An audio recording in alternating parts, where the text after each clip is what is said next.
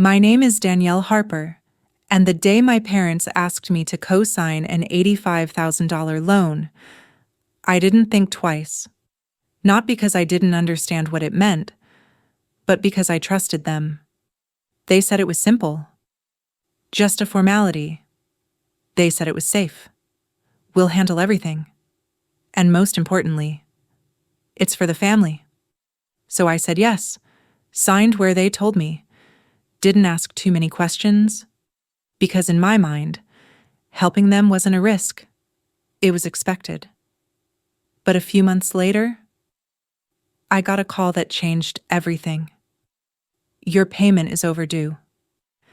And in that moment, I realized something I wasn't ready to face. This wasn't the first time my name had been used. Before I show you what I found in those documents, subscribe and comment where you're watching from, because this story isn't about one loan. It's about a pattern I didn't see until it was too late. In my family, roles were never said out loud, but everyone knew them. My older sibling took risks, started things, quit things, started again. My parents supported that, encouraged it, backed it. And me? I was the stable one, the predictable one, the one who didn't cause problems. My dad used to say it all the time. At least one of my kids is reliable. Back then, it sounded like pride, like recognition, like something I had earned. But now, when I think about it, it sounds different. Because being reliable didn't mean respected, it meant available. When they brought up the loan, it wasn't dramatic. No urgency, no pressure in their tone. We just need your help with something. Simple, calm, almost casual, like it wasn't a big deal, like it was already decided, and I was just part of the process. Then I saw the number, $85,000, and for a second, I hesitated. Not because I didn't want to help, but because I understood what that meant. That wasn't small. That wasn't temporary. That was responsibility. Real responsibility.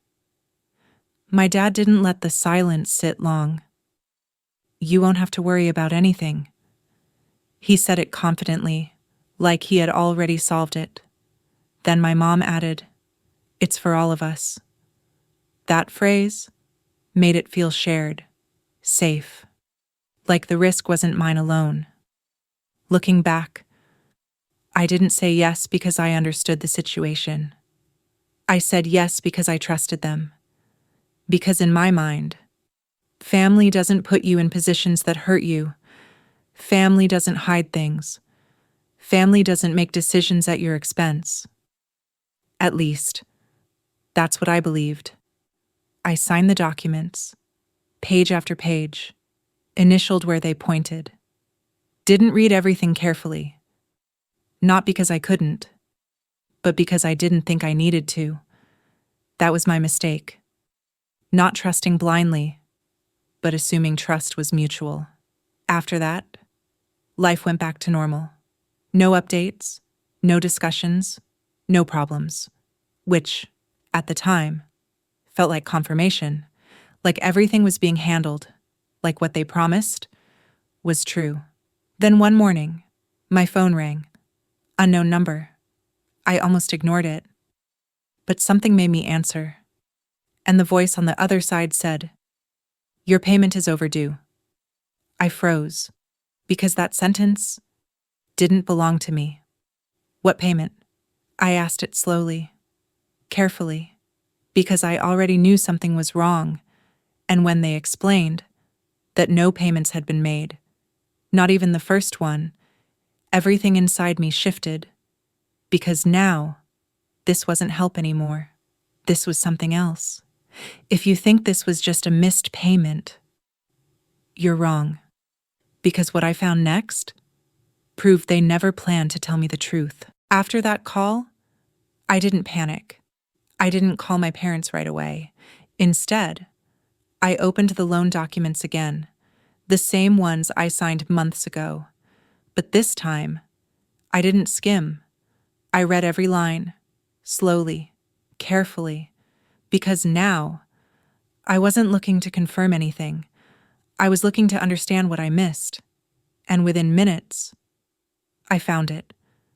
Buried in the details, there was a section I hadn't paid attention to before. Loan purpose, short, simple, but specific. Business expansion funding. I stared at that line, because that wasn't what I was told. Not even close. No one mentioned a business. No one explained anything about expansion. They just said, family.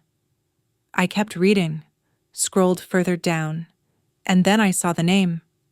Registered owner, primary beneficiary, my sibling. I sat there for a second, because now everything shifted again. This wasn't for all of us. This was for them. Something I wasn't told. Something I wasn't included in. But it didn't stop there. Because when I searched the business name, something else came up. Old records, previous filings. And one detail stood out immediately. It had already failed once before. Not recently, but recently enough. And no one told me. That's when it hit me. This wasn't a new idea. This wasn't a fresh start. This was a second attempt. Same business, same structure, same risk. But this time, with my name attached to it. And that difference mattered more than anything else. I didn't wait after that. I called them. Both of them were there. I asked directly, "Why didn't you tell me this was for their business?" There was a pause. Not long, but long enough. And then my mom spoke, quietly. "You would have said no." That was it. No explanation, no apology, just that one sentence. And in that moment, something inside me broke, because that wasn't a misunderstanding. That was a decision. They knew exactly what I would do, and they chose to go around it. Because if they knew I would say no, then they knew it wasn't right. They knew it wasn't fair. They knew it wasn't something I agreed to. And instead of respecting that, they removed my choice. That realization hurt more than the money. After that, I didn't argue, didn't raise my voice, didn't even respond right away. Because this wasn't about convincing them anymore. It was about understanding everything. And I knew I still didn't have the full picture. Not yet. So I went back to the documents again. Slower this time, more focused. Because something didn't feel complete. And then I saw it. A reference. Attached record. Older. Separate. Something I had never noticed before. And when I opened it, everything went quiet. I opened the attached file slowly, not rushing, because something about it already felt different. The formatting wasn't the same as the current loan. The date, older, years back.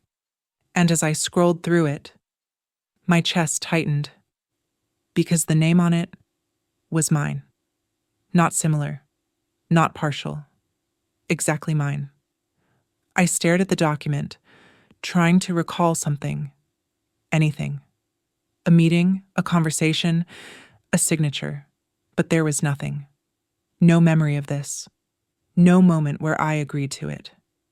And that's when the confusion turned into something else. Not doubt, certainty. Because if I don't remember signing something that important, there's only one explanation. I zoomed in, looked closely at the signature. It looked like mine. The same shape, the same flow, the same pattern I had used for years. But something about it felt off. Too perfect. Too clean. Like it had been copied. Not written naturally. And that detail changed everything. Then I looked at the date again and tried to place myself back there, where I was, what I was doing. Because if I had signed something like this, I would remember. But that date lined up with something else. A time when I was busy, distracted, not paying attention to paperwork at home. And suddenly, it started to make sense. I thought about all the times my parents handled documents. Just sign here. We already filled everything out. It's nothing important. Small moments, casual, unquestioned, and now, those moments didn't feel small anymore. Because if one signature slipped through, what else did? That's when it hit me fully. This wasn't one decision. This wasn't one situation. This was a pattern. Something that had been happening quietly, without confrontation, without explanation, because I never questioned it. I just trusted it. And the reason I never noticed was simple. I never had a reason to look. Nothing ever came back to me. No missed payments. No problems. No consequences. So everything stayed hidden. Until now. Because this time, it didn't stay quiet. I sat there, holding both documents. The old one and the new one. And for the first time, I saw the full picture. They didn't trust me with decisions. They trusted me not to question them. And that difference hurt more than anything else. I went to him directly. Didn't wait. Didn't plan. I asked one question. How long has this been happening? He didn't react. Didn't look surprised. He just sighed slightly and said, "It was easier this way." That sentence ended everything. Not loudly, not dramatically, quietly, because easier didn't mean accidental. It meant intentional. And in that moment, something inside me shut off. Not anger, not sadness, trust. If you think this is where I reacted, you're wrong. Because what I learned next made this situation even worse. I thought I had seen everything. The old document, the current loan, the pattern. But something didn't sit right. So I checked one more time, deeper this time, and that's when I saw it. Another record. Older than the one before, smaller amount, different purpose, same name, mine. I stopped scrolling. Because now, this wasn't one mistake. This wasn't even two. This was a system.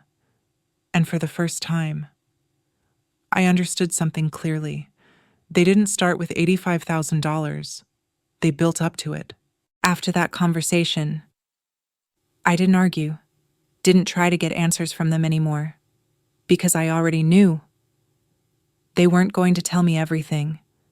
So instead, I went to the bank, sat down, explained the situation clearly, showed them the documents, both of them, the new loan, and the old one I never knew about, and I asked one simple question. What does this mean for me? The advisor didn't react emotionally, didn't show surprise. They just looked at everything carefully, then said, "Legally, you are responsible." That sentence didn't hit immediately, because it sounded neutral, professional. But when it settled, it changed everything, because responsibility doesn't depend on intention. They explained it clearly, not rushed, not simplified. You're not just supporting the loan. You are the backup. And if the primary borrower fails, it transfers to you, fully, not partially, not shared, completely. And that's when it became real. Then they showed me something else, the structure, the way the loan was written, and one detail stood out immediately. I wasn't just listed as a co-signer, I was listed as the primary fallback payer because of my credit, my stability, my profile. I was the safest option, which meant if everything failed, if no payments were made, if the business collapsed again, $85,000 wouldn't be shared. It would land on me, fully, legally, without question. And in that moment, it stopped being abstract. I sat there quietly, processing everything, because this wasn't help. This wasn't support. This wasn't even risk sharing. This was transfer. Responsibility moved from them to me, without my full understanding, without my consent to the real situation. I didn't hear it as information. I heard it as confirmation, because now I knew. This wasn't just about one loan. This was built over time, tested, repeated, refined, until it became easy. Easy enough that they didn't even think I would notice.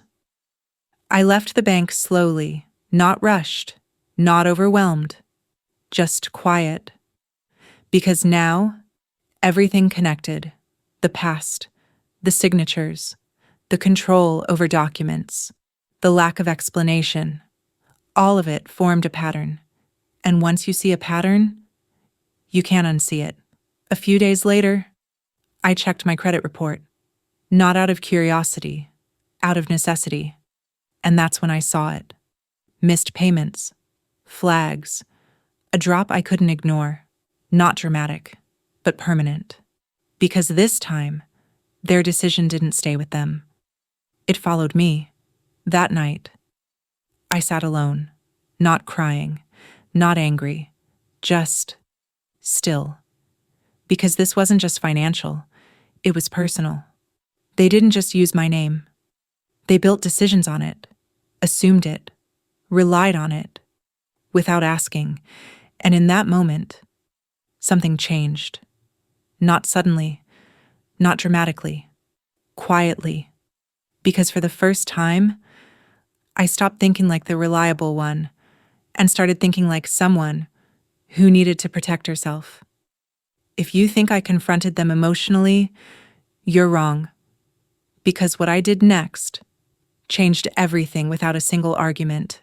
After everything I learned, I didn't go back and argue, didn't sit them down, didn't demand explanations, because I already had the truth. And truth doesn't need to be debated. So instead of reacting, I did something they didn't expect. I went quiet again. But this time, it wasn't to understand them. It was to separate from them. The next step wasn't emotional. It was practical. I spoke to a legal advisor, showed everything. The old loan, the new loan, the signatures, the structure, and asked one thing. How do I protect myself now? Because at this point, fixing the past wasn't possible, but protecting my future still was.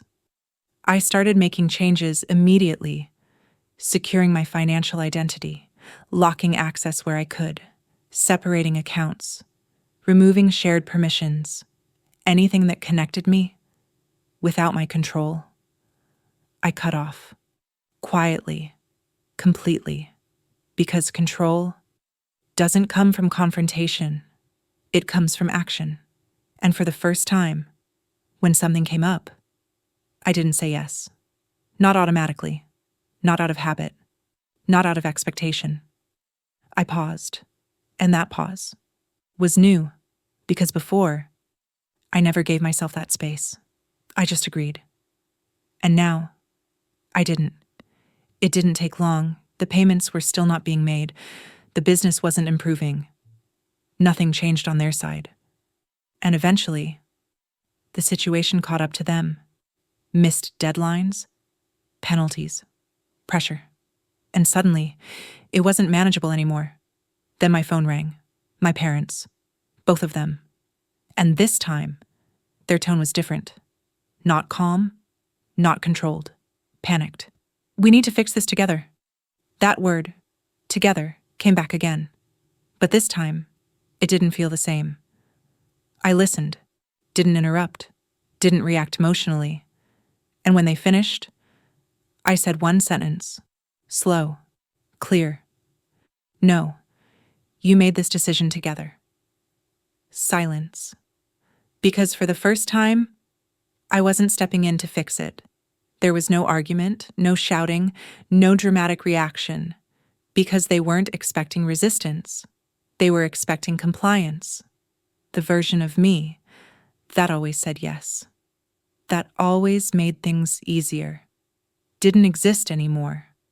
They tried to explain. Tried to soften it. Tried to bring it back to family. But I didn't stay. I didn't let the conversation stretch. Because I knew nothing they said would change what already happened. So I ended the call. Calmly. Without hesitation. After I ended that call, I didn't feel angry. Didn't feel emotional. I felt clear. Because for the first time, I wasn't trying to understand them. I was understanding myself. They didn't just use my name once. They built a system around it. A system that worked. Because I never questioned it. But systems only work until someone steps out of them. And that's what I did. Not loudly. Not dramatically. Permanently. Because walking away didn't fix what they did, but it made sure they could never do it again. They didn't just trust me to help them. They trusted me not to notice. That was their biggest mistake. If this story felt real, subscribe and comment where you're watching from. Because sometimes betrayal doesn't start with one big lie. It starts with the small signatures you were told not to question.